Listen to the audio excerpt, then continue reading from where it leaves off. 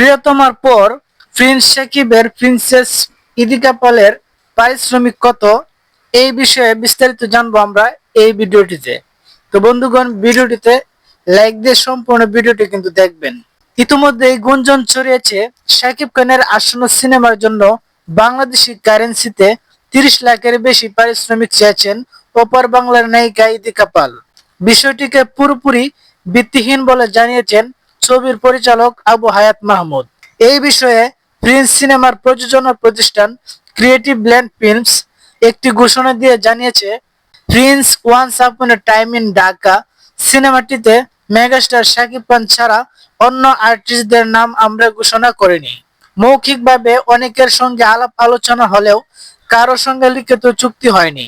তার আগে চূড়ান্ত না হওয়া শিল্পী এবং তাদের পারিশ্রমিক নিয়ে বেশ কিছু সংবাদ মাধ্যমে সম্প্রতি প্রকাশিত নিউজ আমাদের নজরে এসেছে, যা ভিত্তিহীন এবং প্রযোজনা প্রতিষ্ঠানের জন্য বিব্রতকর। শিল্পী ও সিনেমা সম্পর্কিত সবকিছু অফিসিয়ালি জানাবো বলে পোস্টে উল্লেখ করেছে ক্রিয়েটিভ ল্যান্ড।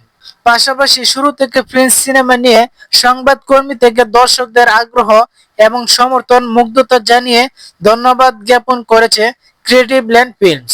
পরিচালক বলেন, ডিসেম্বরে আমরা শুটিং এ যাব।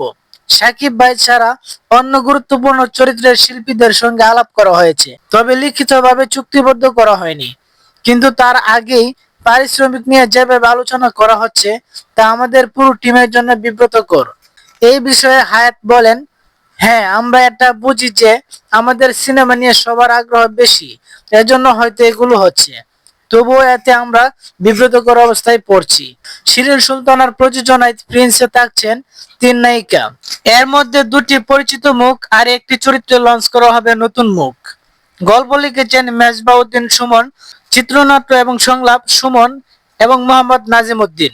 আসন্ন ঈদ উল ফিতরে মুক্তি পেতে যাচ্ছে ছবিটি। সো ফ্রেন্ডস, প্রিন্স মুভি নিয়ে পরবর্তী আপডেট পেতে আমাদের এই চ্যানেলটিকে এখনই সাবস্ক্রাইব করে রাখুন। ধন্যবাদ। আসসালামু আলাইকুম।